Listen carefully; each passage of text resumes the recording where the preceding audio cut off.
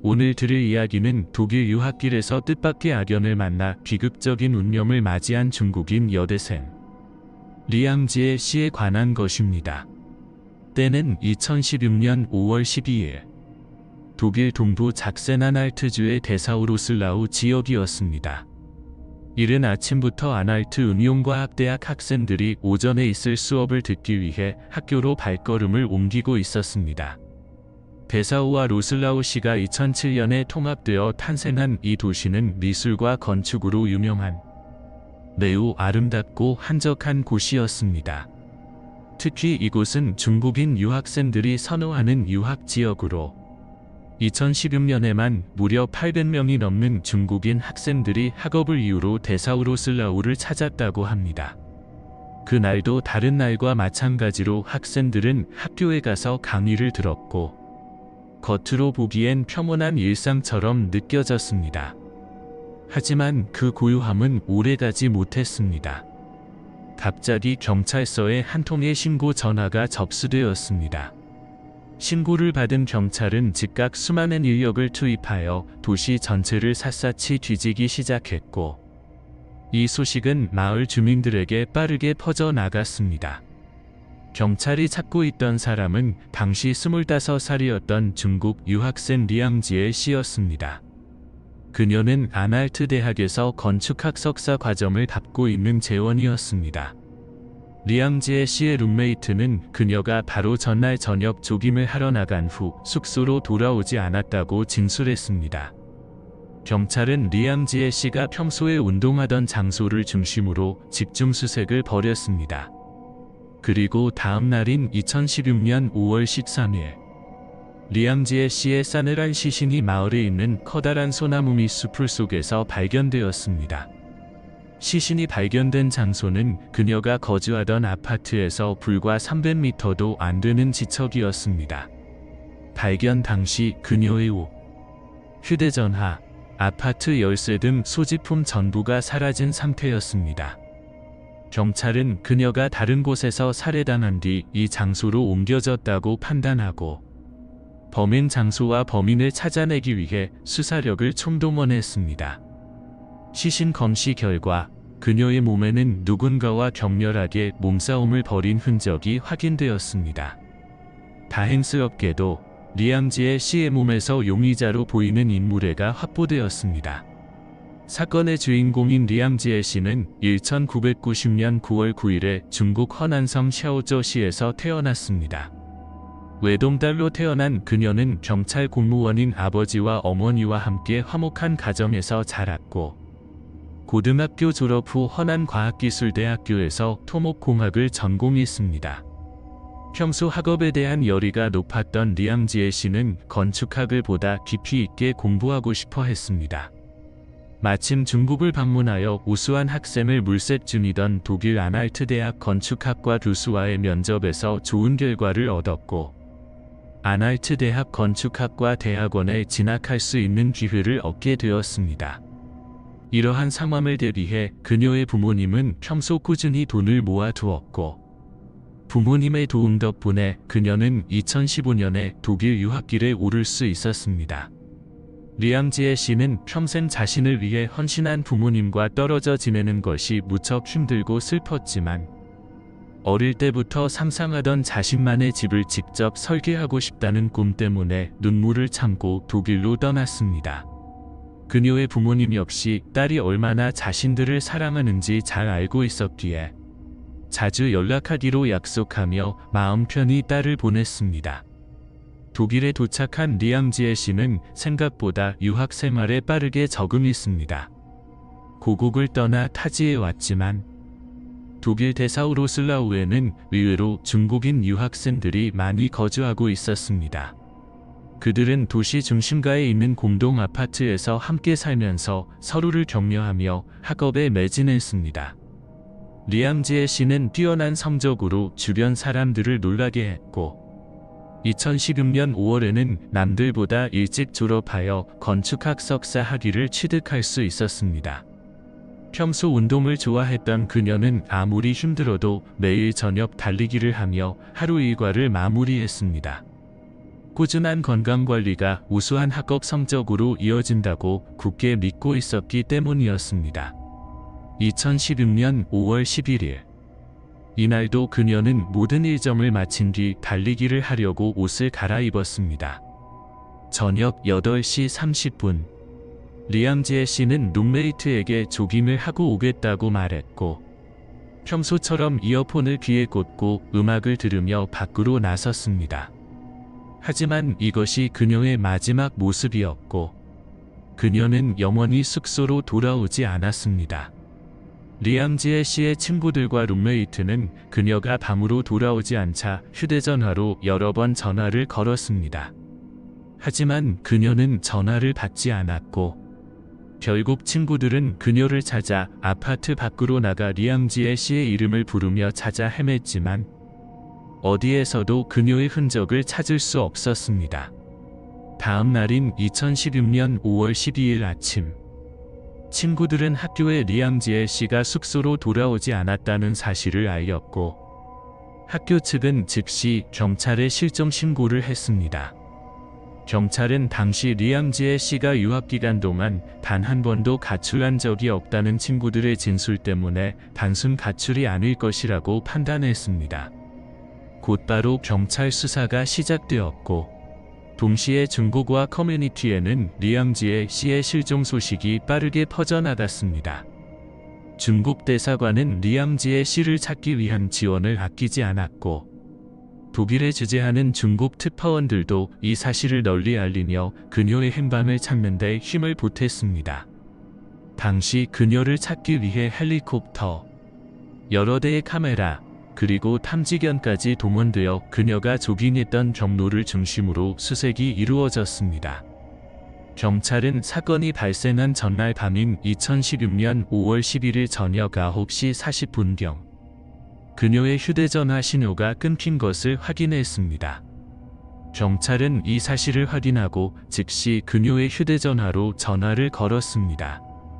놀랍게도 한 남자가 전화를 받았지만 아무 말 없이 전화를 끊어버렸고, 얼마 지나지 않아 휴대전화 전원이 완전히 꺼져버렸다고 합니다. 경찰은 뭔가 불길한 느낌을 받았고, 이 사건이 단순한 실종 사건이 아니라고 판단했습니다. 하나뿐인 딸이 실종되었다는 소식에 리암지에 씨의 부모님도 이 사실을 알게 되었고, 그녀의 담당 교수는 부모님에게 무슨 일이 생기면 즉시 알려주겠다고 약속했습니다. 하지만 안타깝게도 2016년 5월 13일 오전 11시경, 경찰은 그녀의 아파트에서 300m도 안 되는 가까운 거리에서 리암지에 씨의 시신을 발견했습니다. 리암지에 씨의 시신이 발견되자 그녀의 아파트에 살고 있던 수많은 학생들은 공포에 떨었습니다. 발견 당시 리암지에 씨의 옷, 휴대전화, 그리고 아파트 열쇠가 사라진 상태였기 때문에 용의자가 열쇠를 가지고 아파트에 침입할 수 있다는 두려움 때문이었습니다. 조용하고 한적한 마을에서 벌어진 이 끔찍한 사건은 독일 전역에 엄청난 충격을 주었고, 중국인 사회에도 큰 파문을 일으켰습니다. 2016년 5월 18일, 독일에 거주하는 200명이 넘는 중국인 유학생들이 집회를 열어 리암지에 씨의 죽음을 애도했고, 범인에게 범행의 대가를 반드시 치르게 할 것이라고 천명했습니다. 베를린 주재 중국 대사관은 중국인 유학생들에게 혼자서 다니지 말라고 경고했고, 추가적으로 리암지에 씨의 중국인 친구들을 보호할 것을 지시했지만, 일부 중국인 친구들은 이 사건으로 충격을 받아 곧바로 본국으로 귀국했다고 합니다. 딸의 사망 소식을 들은 리암지에 씨의 부모님은 즉시 독일로 향했습니다. 경찰 출신이었던 리암지에 씨의 아버지는 수사에 도움을 주겠다며 자신도 수사에 참여하겠다고 나섰고, 딸의 시신이 발견된 장소로 데려가 달라고 요청했다고 합니다. 처음에는 리암지에 씨의 아버지는 독일 경찰을 전적으로 신뢰했지만 지지부진한 경찰의 수사 속도에 불만을 품게 되었습니다. 리암지에 씨의 아버지는 범행의 시신이 발견된 장소 근처에서 발생했다고 확신했고, 근처 건물에 대한 전수조사를 진행해달라고 요구했습니다. 하지만 이상하게도 당시 경찰은 적극적으로 수사에 임하지 않았습니다. 2016년 5월 23일 한 남성이 긴장한 듯 주위를 두리번거리며 경찰서로 들어섰습니다. 경찰서 직원은 그 남성의 얼굴을 보고 단번에 그를 알아보았습니다. 그의 이름은 세바스찬으로 20살의 남성이었습니다. 놀랍게도 그의 어머니인 라모나는 지역 경찰관이었고 그의 새아버지인 요르크는 경찰서장이었습니다. 당시 경찰서 내에서 경찰 부부의 아들인 세바스찬의 얼굴을 모르는 사람은 없었는데 그건 그가 시신으로 발견된 리앙지에 씨에 대해 진술할 것이 있다고 하자 경찰서 직원들은 큰 혼란에 휩싸이게 되었습니다. 세바스찬은 경찰에게 리앙지에 씨가 실종되기 전날 밤 그녀를 만났다고 진술했으며 그녀의 몸에서 발견된가 자신의 것일 수도 있다는 이상한 이야기를 꺼냈습니다. 이어서 자신의 약혼자인 제나가 그날 저녁 조깅을 하던 리앙지에 씨를 자신의 집으로 데리고 왔고 함께 관계를 가졌는데 그 때문에 자신애가 남을 수 있다는 말이었습니다. 세바스찬은 모든 일은 자발적으로 이루어졌으며 모든 관계가 끝난 뒤 리앙지에 씨는 자신의 집을 떠나 어디론가 갔다고 주장했습니다.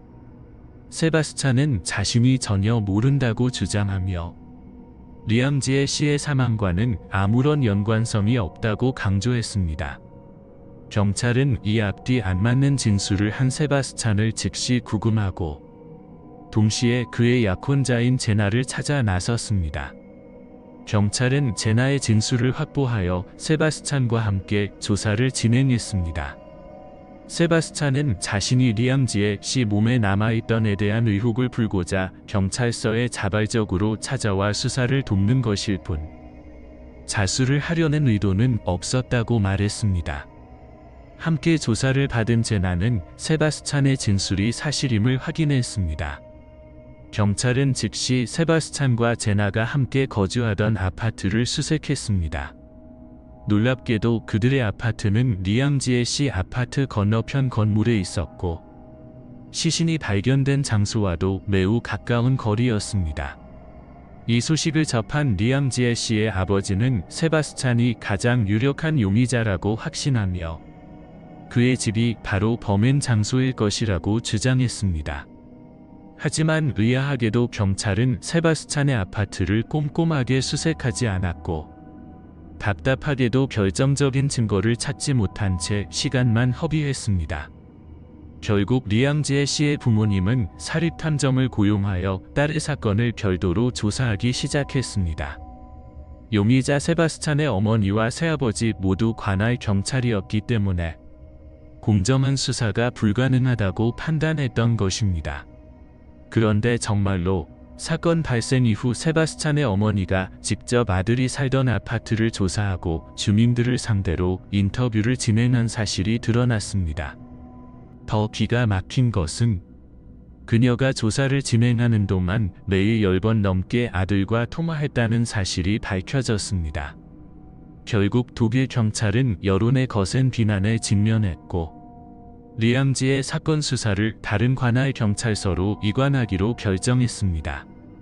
2016년 6월 5일 리앙지에 씨의 장례식이 엄수되었습니다.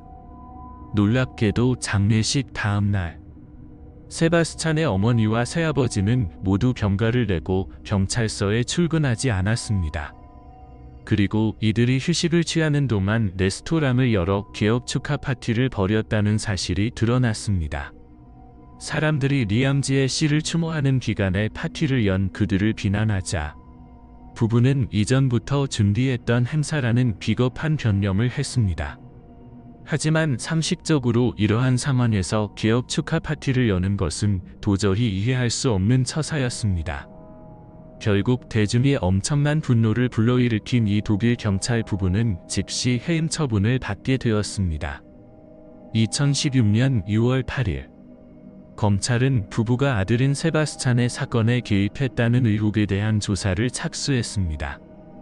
하지만 함담하게도 아들의 범죄를 은폐하려 독자적으로 움직였다는 부부의 주장이 받아들여져 그들은 무혐의 처분을 받게 되었습니다.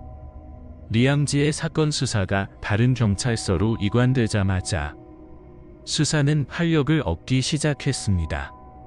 경찰은 드디어 세바스찬의 아파트를 매우 꼼꼼하게 수색했고 아파트 1층에 있는 빈집에서 리암지의 씨의 혈흔을 발견했습니다. 이후 리암지의 씨의 시신에서 세바스찬이 증언했던 대로 정말로 그 애가 발견되었고 이제서야 경찰은 세바스찬을 유력한 용의자로 구속했습니다. 그리고 경찰은 결정적인 증거인 사건 당일 밤 세바스찬의 아파트 앞에서 사용된 그의 약혼녀 제나와 리암지의 씨가 만나는 장면이 녹화된 영상도 확보할 수 있었습니다. 영상에는 제나가 아파트 입구에서 서성거리는 모습이 담겨 있었습니다. 이때 조깅을 하던 리암지의 씨가 그녀의 앞으로 나타났고 제나는 즉시 그녀에게 다가가 무언가 도와달라는 몸짓을 취하기 시작했습니다. 리암지의 씨는 잠시 머뭇거리다가 제나를 따라 세바스찬의 아파트로 들어갔는데 이것이 에 담긴 리암지의 씨의 마지막 모습이었습니다.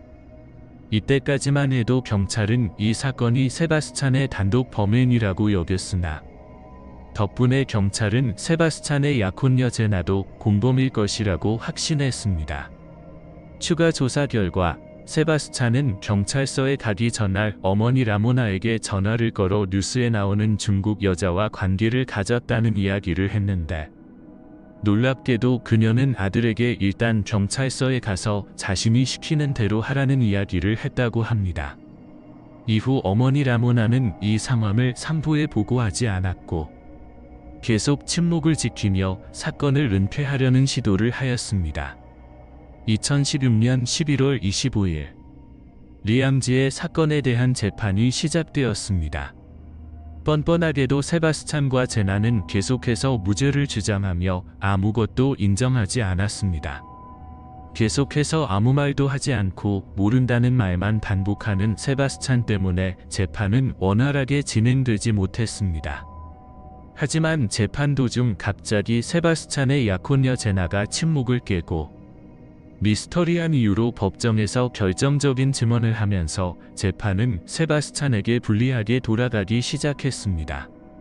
그녀는 사건이 발생한 그날의 기억을 하나하나 꺼내기 시작했고 리암지의 씨의 마지막 순간에 대한 이야기를 시작했습니다.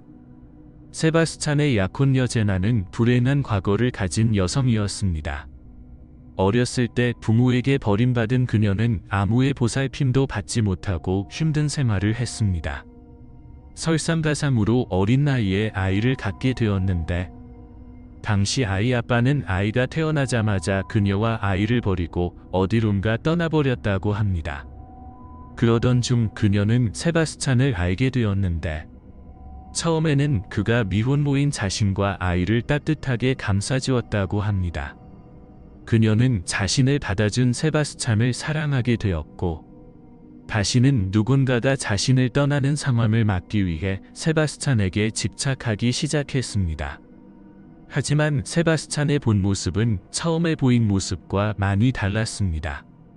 폭력적이고 독단적인 성격을 가진 세바스찬은 제나가 마음에 안 들 때마다 그녀를 떠나겠다고 협박했고 어쩔 수 없이 제나는 세바스찬에게 복종하는 삶을 살게 되었습니다. 세바스찬이 어떤 요구를 하더라도 그녀는 그대로 따를 수밖에 없었습니다. 결국 세바스찬의 이상한 충동과 폭력적인 모습에 지친 제나는 마지막 수단으로 세바스찬의 어머니에게 도움을 요청했습니다. 당시 세바스찬을 통제할 수 있는 사람은 그의 어머니 라모나가 유일했기 때문이었습니다. 하지만 어처구니 없게도 세바스찬의 어머니 라모나는 아들이 잘못된 행동을 하는 이유를 모두 제나의 탓으로 돌렸고 결국 그녀는 모든 것을 포기하고 세바스찬에게 순종하는 삶을 살게 되었습니다. 사건 당일 세바스찬은 갑자기 제나에게 밖에 나가서 여자를 집으로 데리고 오라고 요구했고 만약 여자를 데리고 오지 않으면 집을 나가겠다고 협박했습니다. 제나는 세바스찬의 황당한 요구에 잠시 저항했으나 결국 그녀는 그의 말에 복종할 수밖에 없었습니다. 제나는 아파트 밖으로 나가 앞거리에서 두리번거리며 아무나 오기를 간절히 바랐습니다. 이때 조깅을 하던 리암지엘 씨가 하필 그곳을 지나가고 있었고, 그 순간 제나는 그녀를 부르며 도움을 요청했습니다. 제나는 리암지엘 씨에게 아파트에 상자를 옮기는 것을 도와달라고 부탁했는데, 친절한 리암지엘 씨는 잠시 망설이다가 그녀의 부탁을 들어주었고, 그렇게 리암지엘 씨는 제나와 함께 세바스찬이 있는 담으로 들어갔던 것입니다. 리암지엘 씨가 아파트에 들어가자마자 세바스찬은 그녀를 공격했고, 곧 그의 어두운 손길이 그녀에게 뻗치기 시작했습니다. 놀랍게도 세바스찬의 이런 모습은 처음이 아니었습니다. 그는 항상 제나를 시켜 자주 이런 행동을 하였고, 피해자를 협박해 신고하지 못하게 하고 풀어주었습니다. 평소처럼 제나는 세바스찬이 그녀의 목숨만은 살려주리라 생각했으나, 불행하게도 이번에는 그렇게 하지 않았습니다. 제나는 깜짝 놀라 그녀를 왜 죽이려 하느냐고 물어보았는데, 세바스찬은 아무런 감정도 없이 내 마음이다라고 말했다고 합니다. 결국 살해 후 세바스찬과 제나는 그녀의 시신을 유기하였고, 중국인 유학생 리암지엘 씨는 이렇게 어처구니없이 세상을 떠났던 것입니다. 검사는 제나의 증언을 토대로 세바스찬을 추궁하기 시작했는데, 법정에서 세바스찬은 격한 반응을 보이며 "입 닥쳐" 라는 말을 했으며, 이후 남은 재판 기간 동안 단 한마디도 하지 않고 침묵을 지켰다고 합니다. 2017년 8월 4일, 법원은 세바스찬에게 종신형을 선고하였고, 제나에게는 5년 6개월의 징역형을 선고했습니다. 하지만 세바스찬은 여전히 무죄를 주장하며 항소했는데, 2018년 9월 6일, 그의 항소는 기각되었습니다.